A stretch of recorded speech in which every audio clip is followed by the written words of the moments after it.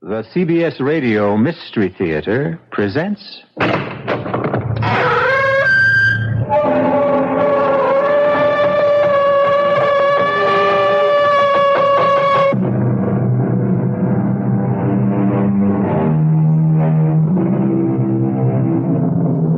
Come in. Welcome. I'm E.G. Marshall. Welcome to the sound of suspense. Welcome to the fear you can hear. Welcome to the world of terrifying imagination.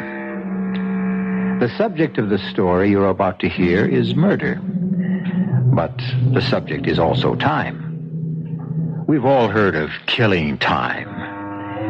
But have you heard about using time to kill? You will in the next few minutes when Mr. Owen Layton himself tells you his most ingenious scheme for getting rich quick by means of sudden death. Owen, for heaven's sake, what are you doing here? You're supposed to be in Paris. I thought I'd surprise you, Harriet, and I seem to have done exactly that. By the way, I met your charming dance instructor coming out of the house, although I'm quite sure he didn't see me. But I don't understand. How could you possibly have returned home so soon? I was in a terrible hurry to see you, darling. I simply couldn't wait to see you and do this. Oh, no!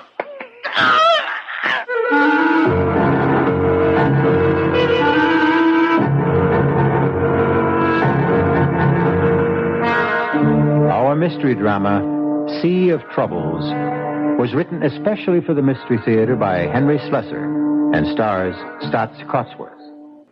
I'll be back shortly with Act One.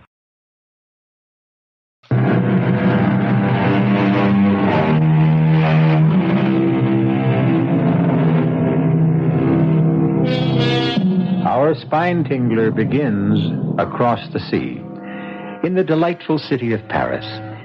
They say that you can sit at a sidewalk cafe in one of these streets and sooner or later meet everyone you've ever known.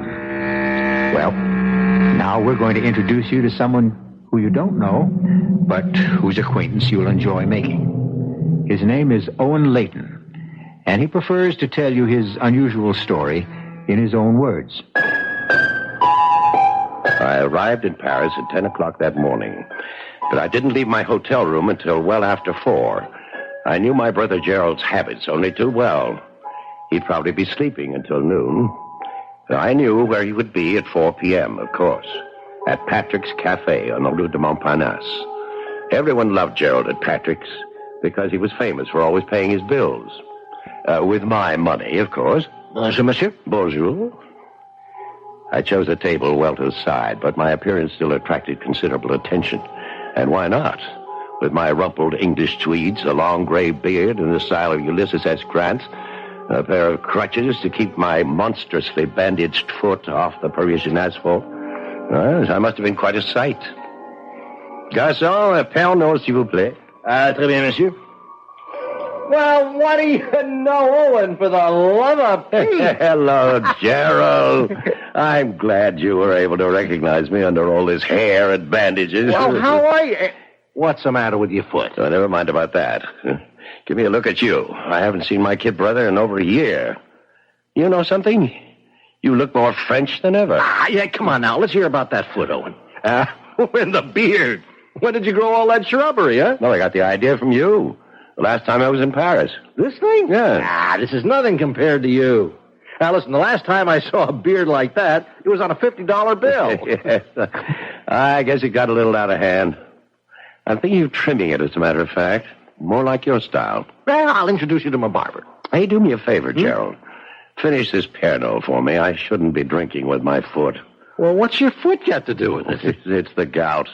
You remember, I wrote you about it a few months ago. I had an attack just before I sailed for Europe. Well, how's your painting coming along? You sold anything yet? The only thing I sold is my watch, as if you didn't know. Yes, I know. You came to Paris to starve in a garret. But you look pretty well fed to me. Speaking of that, how was Harriet, huh? Well, speaking of which, the money I sent you or being well fed? God, you know what I mean. Oh, and how is she? Still the same? No, she's more of the same. She's richer than ever, she's fatter than ever, She's also meaner than ever. Well, she couldn't be too mean. Not if she let you grow that beard. I still don't see why you wanted to grow it. You always made such fun of mine. Well, I had my reasons, Gerald. It was part of my plan. Plan? What plan? Why, to kill my mean, fat wife. Of course. So, this is your garret, is it? Pretty luxurious for a starving artist, isn't it? It's not bad. Yeah, and all those canvases. Some even have paint on them. Well, don't tell me you're really working. Owen, I know you're no saint, but I don't think you're wicked enough to do what you said. Strangle Harriet? No, Gerald, I'm wicked enough. Just not foolish enough. My wife's money will be precious little good to me in prison. Now, don't tell me you've got some kind of a foolproof scheme, Owen, because there is no such thing. Sit down. And no matter how clever you are, there's always someone cleverer. In the detective novels, perhaps. Now, sit down before I kick you with my gouty foot. I've got 5 pounds of bandage there. It makes quite a weapon. I don't understand what you meant about gout. It's the very cornerstone of my plan. I have established a medical history of the disease if questions arise later. Question? Yes, about the bandages. Owen, I have never seen you like this. You're really talking wildly. Now, those crutches, the beard, all this crazy talk about killing people. What? It's not crazy at all. It's a beautiful, rational scheme. And one that you will be eager to see succeed. Owen, what's happened between you and Harriet, huh? Well, nothing sudden. It's been a gradual change. Perhaps the inevitable result of advancing years. You know, I was considerably younger than Harriet when we married. Now it seems I'm not young enough. Now, wait a minute. Are you cutting me off? Are you going to stop sending me money? Nothing of the kind. As long as my income can support it, you can continue to develop your artistic talent. The question is, how long will my income continue? It's been 10 years since I married Harriet. The difference between our ages is suddenly not so great. Harriet is discovering that there are younger men in the world. In fact, there's one particular one she's fond of. You're joking. Yeah, he's a dancing instructor, as a matter of fact. She met him when I had my first attack of gout. I couldn't move for a month while Harriet indulged herself in non-domestic pleasures like dancing. What to talk about? Killing her? Killing her carefully, Gerald, with due regard to the risks involved. Actually, I thought of the answer when I was flat on my back. I had plenty of time to think then. About what? A unique phenomenon of the modern age. The magnificent paradox of transoceanic travel. Travel? Yes. A ship makes its journey in some 5 days. A jet plane takes only a few hours. But you hate planes. You've never been on a plane in your life. Yeah, that's right. They terrify me. But what does all this have to do with killing Harriet? Everything. For you and I, brother, are going to put that transatlantic paradox to use. We're going to prove that the difference between a ship and a plane is a lovely way to commit murder.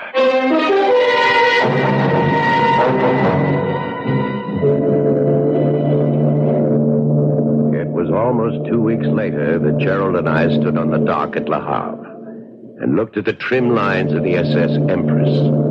She wasn't exactly the largest vessel lying at anchor, but on that particular Saturday, she was certainly the busiest. That was fine with me. The more excitement on the pier, the less noticeable Gerald and I were as we made our way toward A deck. Our progress was slow, since I never really managed to use those crutches. Finally, we made our way to stateroom G, and as the door finally shut behind us, I collapsed on the bunk. I looked at my younger brother's face and felt considerably better. Poor Gerald.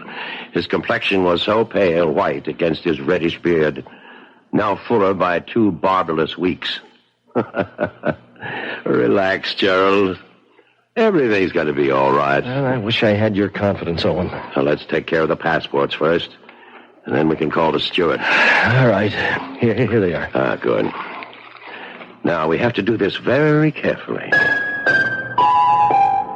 With infinite patience, I set about the delicate task of removing the small photographs from both passports. I was as precise as a jeweler. Then I squeezed glue from a tiny tube and replaced them. One bearded face substituted for the other one. Yes, my brother and I look quite a bit alike, despite the 6-year difference in our age. Owen, are you sure nobody will notice? Now, you're not supposed to tamper with these passports. Yes, that's true. And I understand it's also a crime to kill someone. Nevertheless, that's exactly what I plan to do. Now, let's ring for the steward. All right. The man who answered our ring was a perfect delight. An aging cockney with a thin crest of white hair, the mouth of a pixie, and the squinty eyes of a myopic. The latter, of course, was going to be a blessing. Everything all right, Mr. Layton? Yes, everything's just fine. Your name, Mr. Pawkins? Yes, sir, that's me. Sir Pawkins, at your service. Well, Mr. Pawkins, I'm afraid I'm going to be something of a burden to you on this voyage. As you see, I'm an invalid. Oh, yes, sir, your poor foot, sir. Exactly, my poor foot. As a result, I'm going to be forced to take all my meals in here.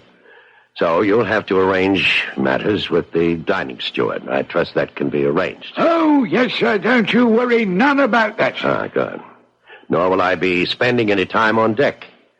The least bit of roll is extremely painful for me. So I'll remain in my stateroom until we reach port. Oh, what a pity, sir. Oh, it's all right. It's all right. I've got a great deal of business to take care of between here and New York. I'll have enough paperwork to keep me busy. So if you'll just bring me my meals and keep me from being disturbed, you'll be doing your job handsomely. All right? Understood? Oh, yes, understood, Mr. Layton. See you later then, Mr. Pawkins. Oh, yes, sir. Oh, we were lucky. He seems like a cooperative old geezer. Yes, but be careful. Always keep your door locked, so he can never enter without knocking. And every time he brings you that tray, make sure that you're either dozing or buried in papers. Understand? Understood. Yeah. Well, when I think about what you're going to do in New York while I'm on board the ship, What I'm going to do in New York is going to be a pleasure. But you're so cold-blooded about it, Owen. You are going to kill a human being. No, I never said that. I said I was going to kill Harriet.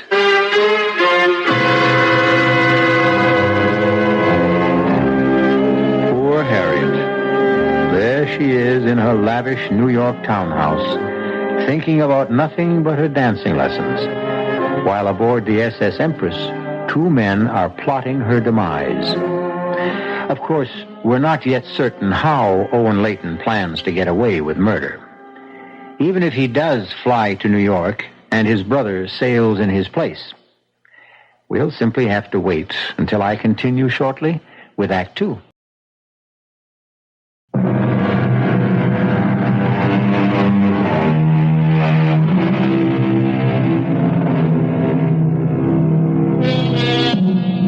Now let's return to Stateroom G on A deck of the SS Empress.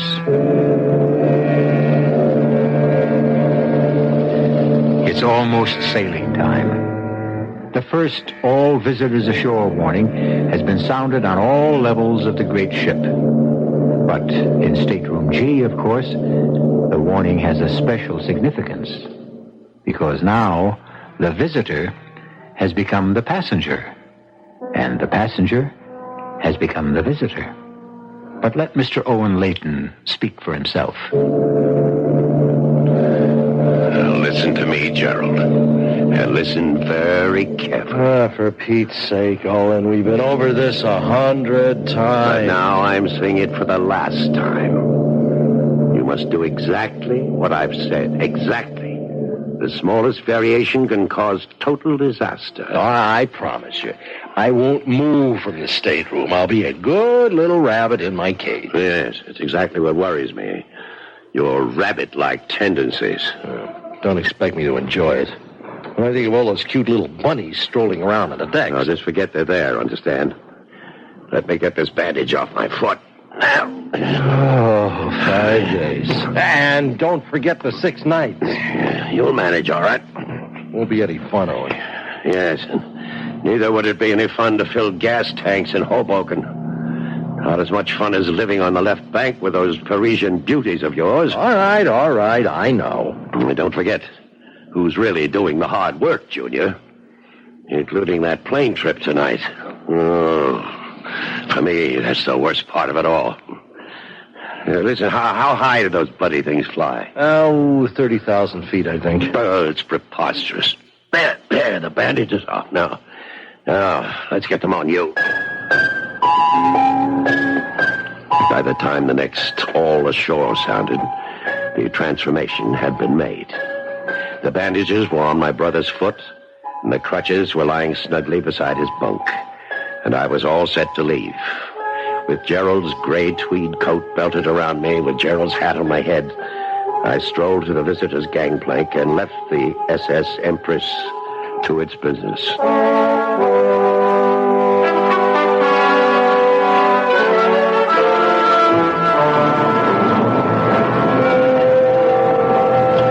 In a way, it was fortunate that I dreaded air travel so much.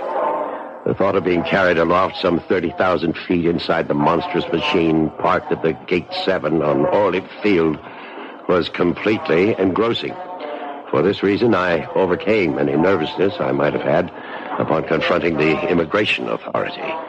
The official merely glanced at the photograph in my passport book, snapped it shut briskly, and handed it back. Mr. Gerald Robin Layton was on his way back home. I don't recall much about the flight. I remember about 10 minutes of sheer terror when we took off on what seemed like a ridiculously short runway. I know there were several more hours of alternating fright, numbness, and drowsiness, helped by liberal amounts of alcohol. And then there was that agonizing half hour following the captain's announcement of our approach into Kennedy International Airport. And wonder of wonders, I was safe. The only one in danger was my wife. It was midnight in New York when I climbed into a taxi and gave the driver our destination, Grand Central Station. In the terminal, I deposited my single piece of luggage in a public locker and took still another taxi to the street where Harriet and I had spent the last 4 years of our marriage. The brownstone was an imposing building from the exterior, but Harriet's money had made it possible to scoop out the interior and transform it into a duplex of cunningly modern design. I had spent several happy hours in this house, about 7 or 8, I think. It was 1:20 in the morning by the time I arrived, and the traffic had gone from the quiet streets of Sutton Place. The street was empty. The shades of the buildings opposite had all been drawn against the night. I felt certain that no one saw me quietly insert the key into the lock of the front door. I went quietly upstairs to the bedroom. It was empty. But that was no surprise. It was Saturday night. Presumably, I was in Paris. Therefore, Harriet was on the town, probably in the company of her dance instructor friend. In a way, I was glad that she was running true to form. It helped me feel justified in taking the drastic course that I was about to take. About 20 minutes later, I heard the front door opening again. Oh, my feet. My feet. You danced my little tootsies off tonight. You Fred Astaire, you. Well, that's what you're paying me for, Mrs. Layton. Oh, that's what you think, lover. Well, speaking of... Oh, no, stop it. Now, Douglas, no, stop it, you brute. You mean I don't even get a kiss goodnight? Oh, tomorrow night, maybe.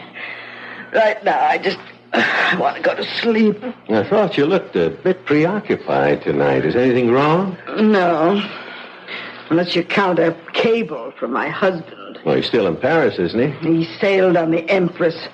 He'll be here in another 5 days. Oh, that's too bad. Isn't it? He can stay tomorrow, all right? I'll count the hours. Good night, my princess. Good night. And then Harriet started up the stairs. I picked up the pretty blue vase that adorned her dressing table and placed it behind my back. Hello, Harriet. Owen, for heaven's sake, what are you doing here? You're supposed to be in Paris. Well, I thought I'd surprise you, darling. And I seem to have done exactly that. But your cable, you said you were taking the Empress. She won't arrive for days. Well, actually, I changed my mind about taking the ship. I flew instead. You were never inside a plane in your life. No, there's always a first time, isn't there? For everything. But why? When you're so terrified of flying? Because I was in a hurry, darling. I simply couldn't wait to see you and do this. Don't!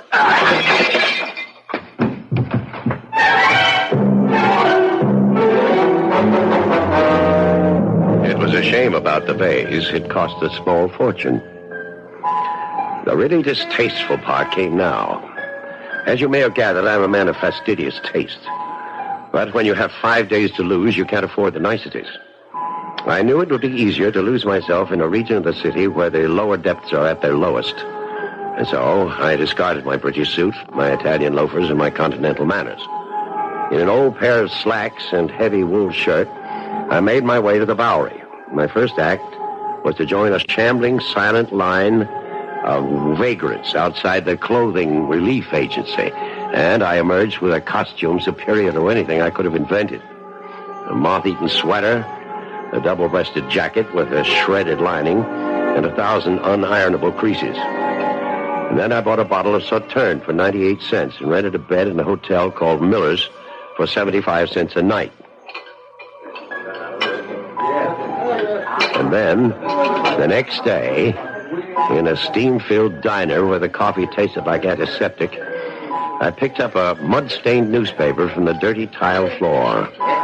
There on the second page was an item which gave me an appetite even in that place. It said, "Woman found murdered in East Side brownstone." Ah, but the smaller headline beneath it was even more delicious. It read, "Dancing teacher held as suspect." It wasn't something I planned or expected, but, well, why not? Why not? Say, I think I'll have some more of that coffee.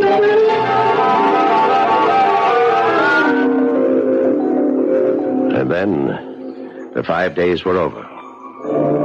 It wasn't very far from the Miller Hotel to the docks. The first glimpse I had of the Empress' beautiful bow on the horizon thrilled me in a way I had never known before. But I couldn't stand about and admire it. I had things to do. I made my way as unobtrusively as possible back to Grand Central Terminal. I removed my luggage from the locker, and then in the washroom I shaved and changed into clean clothes. Then I went down to Pier 16 to greet the arriving Empress.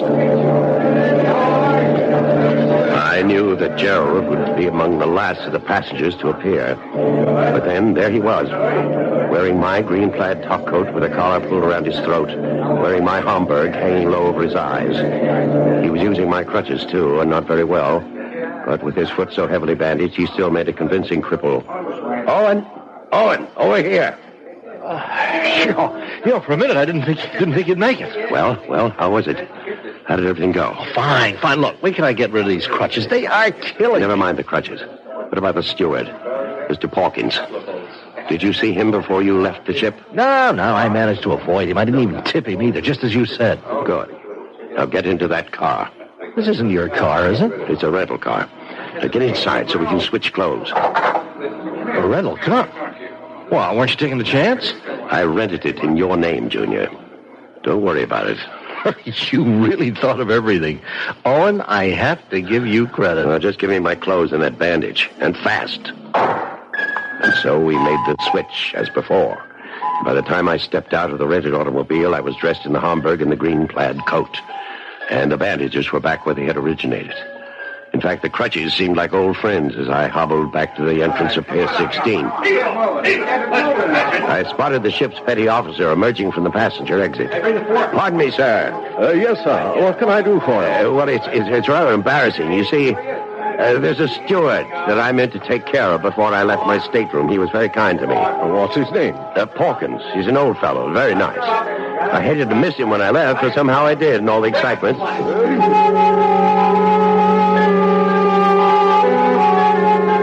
Yes. Old Mr. Pawkins was more than pleased when I handed him the two $50 bills. There were actually tears in his eyes. Oh, this is most generous of you, sir. Most generous. Well, you took very good care of me, Pawkins. I know I was a nuisance. Oh, no, sir, you were never. Why, I hardly even saw you, sir. Well, still, you brought me all my meals and so forth, didn't you? Well, I was glad to do it, sir. Glad to be of service. And I hope you'll be back on the Empress with us soon again. I intend to be, Pawkins. Yes, you can be sure of that. As soon as I knew that Mr. Pawkins was remembered properly, and that he remembered me properly, I knew that everything was going to be just fine. I told my younger brother to drive his new car to the village, find himself a small apartment, and lay low. And I took a taxi to my home. I knew there would be company waiting for me. Mr. Layton?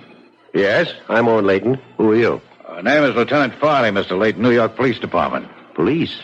What's the matter? My house been robbed or something? I'm sorry we couldn't meet you at the ship. We knew you were coming back today, but we thought it would be easier to meet you here and break the news to you. What news? What are you talking about?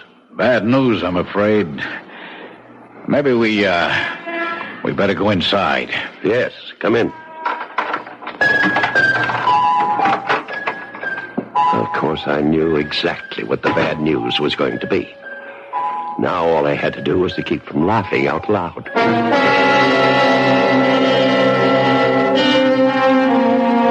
We seem to have been witness to the perfect murder. Owen Layton can't be blamed for the murder of his wife, and for the most natural reason in the world. Owen Layton wasn't in New York when his wife was murdered. Owen was on the high seas. Just ask Mr. Pawkins or anyone else aboard the SS Empress.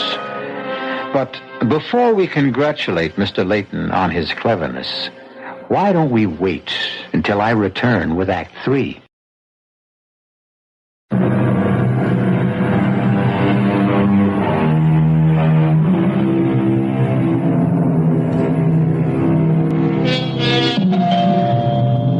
Owen Layton is a happy man today, despite the fact that he is all alone in the reconverted brownstone on Sutton Place. The smile never seems to leave his face. Even as he hobbles towards the front door to answer the insistent chimes, his bandaged foot and crutches don't seem to bother him in the least. In fact, one has the impression that despite the tragic loss of his wife, Mr. Layton will never let anything bother him for the rest of his life. Evening, Mr. Layton. Oh, hello, Lieutenant. I didn't know you were coming by tonight. Oh, it's all right, I hope. Yes, of course. Come in. Oh, thank you. You were a bit too broken up the other day when we had a talk about that terrible thing that happened to your wife. Well, I'm sure you don't blame me, Lieutenant. It was a great shock. Here, let me take your raincoat. Raining outside, is it? Yeah, a little. Frankly, it was my decision not to send a radiogram to the ship. About your wife's death, I mean. It didn't seem right to break the news to you that way. Well, that was very considerate of you, Lieutenant. We knew you were aboard the Empress because of your cable. Yes. But you were right not to tell me when I was aboard. It would have been very helpless feeling, knowing that there was nothing I could do about it. Yeah, that's what I thought, too. At any rate, I suppose you've had some time to, think about what may have happened. No, Lieutenant. The truth is, I still don't understand. That man who killed her, what was his name again? Douglas Denton. Oh, yes. It's not his real name. He called himself that at the dancing school, but he was born Bernard Eubank. I take it you didn't know Mr. Denton. No, I never met the man before in my life. And why would he want to kill my poor Harry? Well, actually, he's still denying that he did. Well, how can he?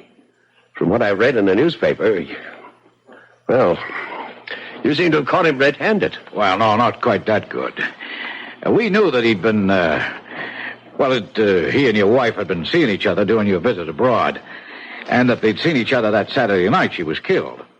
In fact, he was seen in the vicinity of your house by several witnesses, not more than 10 minutes from the time when we estimated she was bludgeoned to death. I'm sorry, that's a little too graphic, I know. It's all right, Lieutenant. I want to know the details. I really do. Well, the one detail we don't know is why he would have done such a thing. I mean, frankly, we have Mr. Denton pegged as a rather small-time, gigolo. I'm sorry to tell you that, too. Oh, it's all right. I'm sure Harriet wasn't to blame. I'm sure that man just did whatever gigolos did and made a fool of her. Well, did your wife do that sort of thing often? I don't know.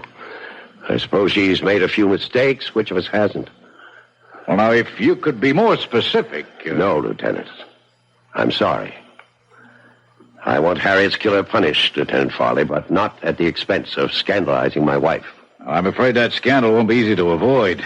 We know she was having an affair with Mr. Denton. He's admitted that himself. But that don't give him any reason to break a vase over her head. Yes. Unless she had decided to end the affair, of course. Well, it's one possible theory, of course. Didn't you say you found my cable to her about coming home on the Empress? Yeah, that's right. Harriet didn't know I expected to return from Europe so soon. And perhaps when she informed her friend, Mr. Denton, he got angry. Yeah, that's possible, too. He might have just acted impulsively. Yes, Lieutenant. I'm sure it happened just that way. They quarreled. In your bedroom? Very well, in our bedroom, yes. They quarreled. And he picked up the vase and he struck her. But somehow, I can't believe it was cold-blooded or premeditated. No matter what the man is, Lieutenant, I hope the law isn't too harsh with him.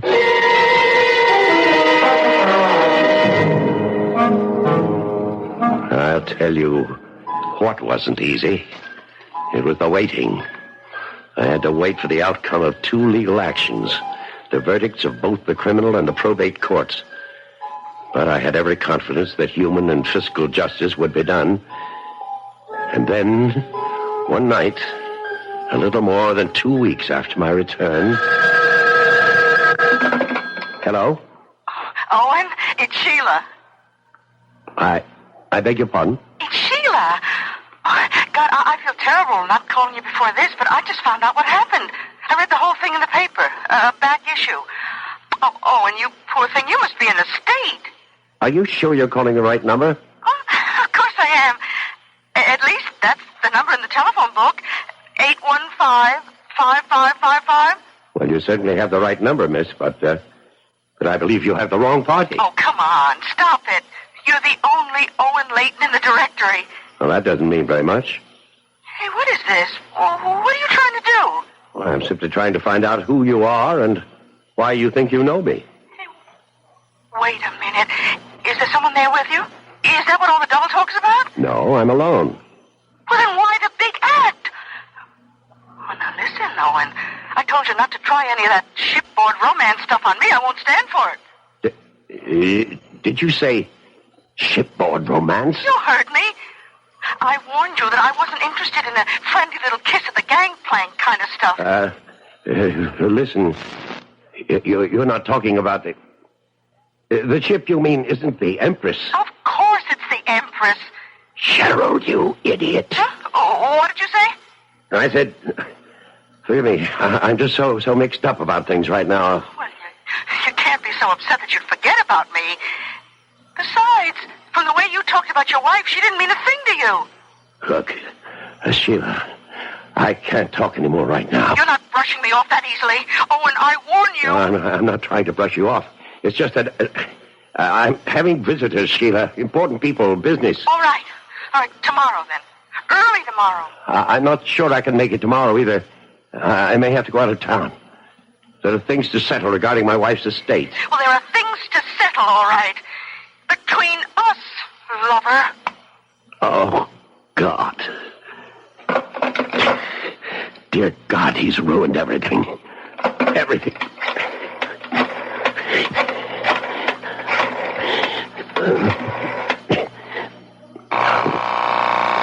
Pick it up. Pick up the phone, you miserable... Hello? Gerald, it's your brother. Oh, hi, Owen. are you? Never better. Never better. What's the matter? You don't sound well. Well, why shouldn't I be well? I should be feeling on top of the world. I just had a lovely chat with a no doubt charming young lady. What? Her name is Sheila. Isn't that a lovely name, Sheila? Uh-oh. Is that name familiar to you? No, before you say anything else, will you listen to me? Yes, that's why I'm calling, to listen to you. To see if there's anything you can say, anything at all, that will mitigate my intention of coming right over there and strangling you. Now, you've got to understand how it was, Owen. I was a prisoner in that stateroom, a virtual prisoner. Yes, and that was the idea. I told you never to leave that room. Never to so much as poke your ugly head out of the door. Well, it was easy enough for the first day, Gerald, but after almost 24 hours of that, How many other women did you take up with? Owen, she was the only one, absolutely the only one I had anything to do with. And if I know you, you had plenty to do with her. Well, I couldn't live like a hermit, for Pete's sakes. I can't believe what I'm hearing. I can't.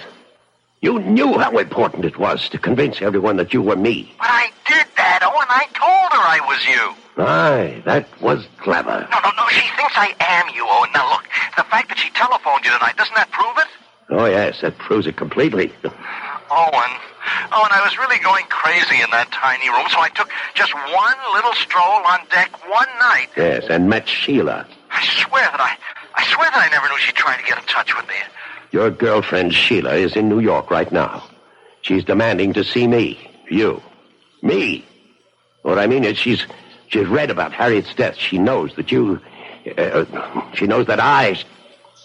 Well, she knows that Owen Layton is free and unencumbered and will soon be very, very rich. Oh, gee, I'm glad to hear that, Owen. Shut up. Your friend Sheila isn't going to give up that easily. She's going to track me down. She's going to try to renew our little shipboard romance. And do you know what will happen when she does? What? Think about it, Gerald. She's going to take one look at me, and I'll be cooked, roasted, fried. She'll know I wasn't aboard the Empress. She'll know that she spent all that glorious week with another man. And how long do you suppose it'll take for her to put two and two together? Owen, couldn't you put her off? Now, couldn't you keep her from seeing you? How? Well, if you could leave town, if you could get away. Yes, it's the only thing that's occurred to me, too. If I left at once...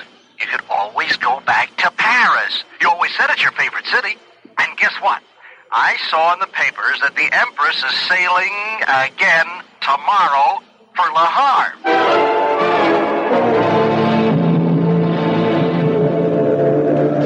For the first time in my life, I wasn't looking forward to a sea voyage. But I knew that my idiotic younger brother had left me no other choice. The minute I was off the phone with him, I was on again, this time to my very obliging travel agent, who told me that passage aboard the Empress was indeed possible. But for the first time in my shipboard travels, I couldn't get a stateroom. Couldn't even do better than B-deck. But it was an indignity I was forced to accept. This time, my cabin steward wasn't an amiable gentleman like Mr. Pawkins, but a gruff, uncommunicative type who made no promises of devoted service. But then I wouldn't require much service. For one thing, I no longer needed my bandages and crutches. As far as the world was concerned, my troublesome gout was healed. Oh, pardon me, sir. Yes? Aren't you the gentleman who sailed with us a couple of weeks ago? That Pawkins chap? Oh, yes, that's right. You were the officer who helped me find the steward. Yes, everything worked out all right there? Yes, everything went fine. Unfortunately, I couldn't get such good accommodations this trip. That's a shame, sir. But then I don't think we'll have as easy a crossing of it this time. Why not? Oh, a bit of rough weather ahead, they say. Oh, fine. That's all I need. But rough weather ahead or not, at 4 that afternoon, the Empress pulled slowly away from the pier, and I admit that I breathed a heavy sigh of relief. That evening, I was taking a nap before dinner when someone knocked on my door. Oh, who is it? Must be unfriendly neighborhood steward. Yeah? Hello. Oh, I'm sorry. Oh, was there something you wanted, miss? Well, I've made a mistake. I thought this was Mr. Layton's cabin. What it is. I'm Mr. Layton. Oh, but you're not Mr. Owen Layton. That's the party I was looking for. But I am Owen Layton. Well, that's an interesting coincidence. I mean, that two people would have the same names and even look a little bit alike. Although, well, the Owen Layton, I mean, is quite a bit younger. I don't know what in the world you're talking about. I saw your name on the passenger list, but the man I mean, well, he's about your height, and he has a beard like yours, but he's not you. Well, and who are you? My name's Sheila. Sheila Ross. Sheila. I met Owen Layton 2 weeks ago, right on the ship. And now suddenly there's another Owen Layton going the other way. There's something very fishy going on here. You're mistaken. I swear you're mistaken. Listen, Mr. Whatever your name is, I don't know what this is all about. I don't know why there are two Owen Laytons going back and forth on this ship. Well, what's so strange about that? I mean, why are you going back and forth? Me? Because I have to. Because it's my job. I'm a social director. You mean you work on the Empress? That's right. And right now, I'm going to work on finding out what this is all about. I stood rooted to the cabin floor, listening to the melancholy sound of the ship's whistle, warning the seas ahead that we were on our way, heading straight for troubled waters.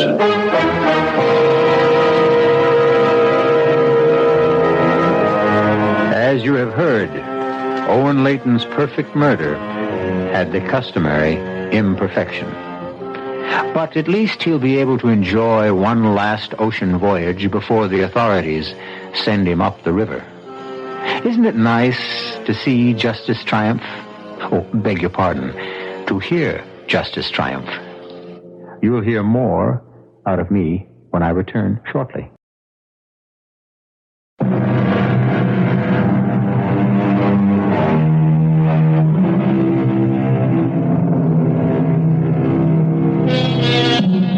We hope you enjoyed tonight's voyage.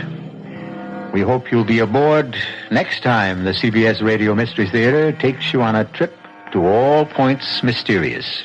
As you know, we have every means of transport available to us, from ships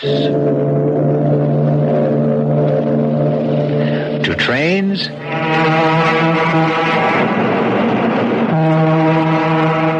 to planes.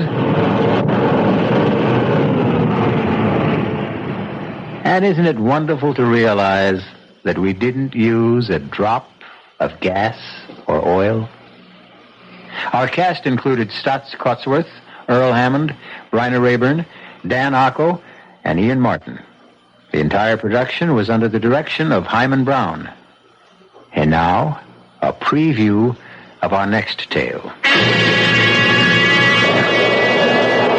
About a quarter of a mile into Baron Frankenstein's woods, and it's pretty much Dulesville so far.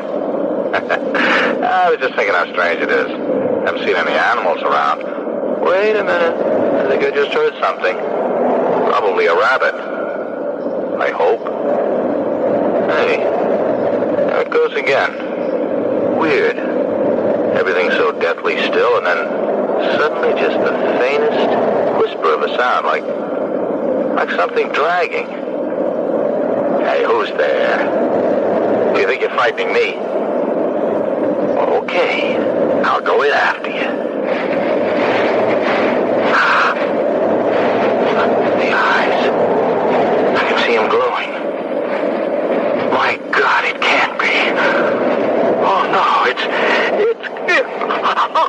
This is E.G. Marshall inviting you to return to our Mystery Theater for another adventure in the macabre. Until next time, pleasant dreams.